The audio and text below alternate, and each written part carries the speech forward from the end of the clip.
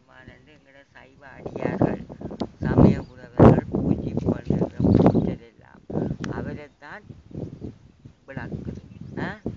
என்ன இதை அறிந்தவர்கள், அதாவது பிராமணர் தான் சைவ சமயத்துக்கு பெரியவர்கள். இவர்கள் என்ன நல்லா வஞ்சிச்சு போட்டுலாம்.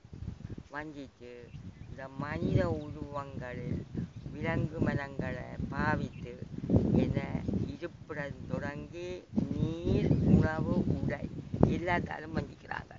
இது காரணமாக இன்றைக்கு விசக் தினத்தில் ஆண்டவன் இந்த இடத்தை காட்டினார். இருந்தவர் துதி பாடிட்டு இப்படி போகிறேன். சரியோ, புது வடிவாகத்தான் என்னை தடுத்து ஆட்கொண்டவர் சிவபெருமான். எங்கே தடுத்து ஆட்கொண்டவர் என்றால் கொழும்பு கொச்சிக்கடை பொன்னம்பல வாணேஸ்வரர் கோவிலில். கொழும்பு கொச்சிக்கடை பொன்னம்பல வாணேஸ்வரர் கோவிலில் தான் என்னுடைய கணவரை நான் விரும்பி இருந்த பொழுது தாயினுடைய ஆசீர்வாதம் பெற அங்கே தான் கொண்டே தாய்க்கு என்ன காட்டினவர். அன்றைக்கு தான் எனக்கு தெரியும் இப்படி ஒரு கோவில் இலங்கையில் இருக்குதாண்டு.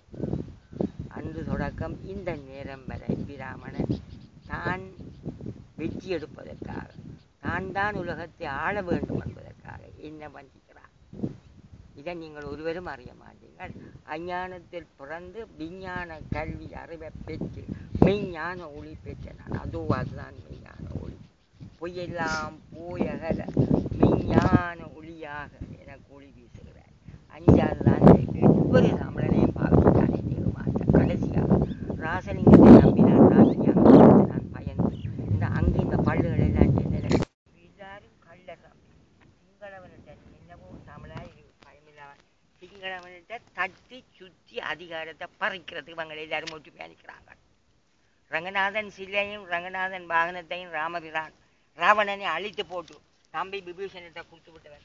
இதை கொண்டு போய் இலங்கையில வச்சு தர்ம நெறி தவறாமல் ஆட்சி புரியண்டு இன்றைக்கு அந்த ரங்கநாதன் வாகனம் தென்னிந்தியாவில் ஸ்ரீரங்கத்தில் வச்சு ராஜகோபுரம் கட்டி தாங்க முடி சூட்டி தான் வச்சிருக்கிறாங்க.